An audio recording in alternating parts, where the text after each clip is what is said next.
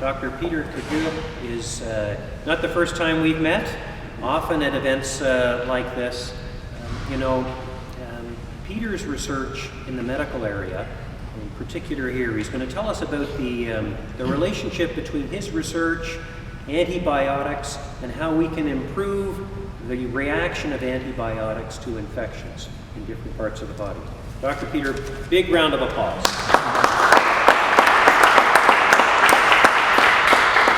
Well, thank you very much for hosting this today. Thanks a lot, Mr. Bentley, for coming. I'd like to thank the Ontario government for this prestigious award, as well as for Western University, specifically the research group, Melissa Gordon and Antoinette Martin, who really make these awards happen.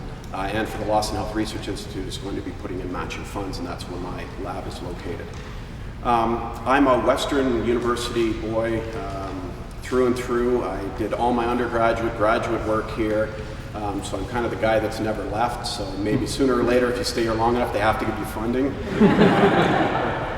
My lab is at the Loss and Health Research Institute, as I mentioned, and we work on neurological research. So we study kidney stones, a little bit of kidney cancer work, but my major research thrust is on urinary tract infections. And everybody's heard of antibiotic resistance and the problems that we have with infections when the bacteria are resistant to the antibiotics. And everybody's heard of MRSA, methicillin-resistant Staph aureus, and the big problem that we have with that. We have a lot of resistance that develops as well in urinary tract infections, and urinary tract infections are the largest infection worldwide, so it's a huge, huge area to work in. We study actually another phenomenon of antibiotic resistance. It's actually called antibiotic tolerance. So when we think about resistance, like MRSA, a bacteria will come up with a specific strategy to target a specific antibiotic to be able to resist that antibiotic.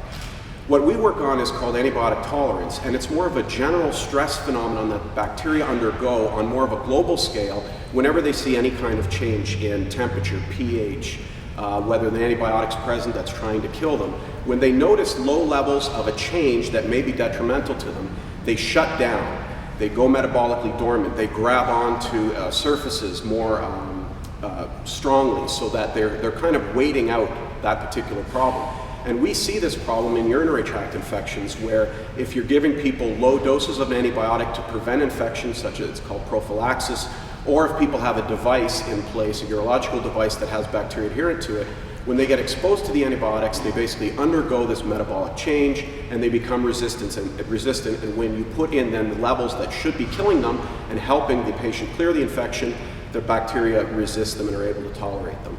So my lab is focused on, number one, understanding exactly what metabolic changes are taking place, and then how we can target specific molecules that we can give to the bacteria to sort of trick them into coming back awake and ignoring the antibiotics, and then they'll be able to be killed by them. So I'm extremely grateful for this prestigious award, and thank you very much.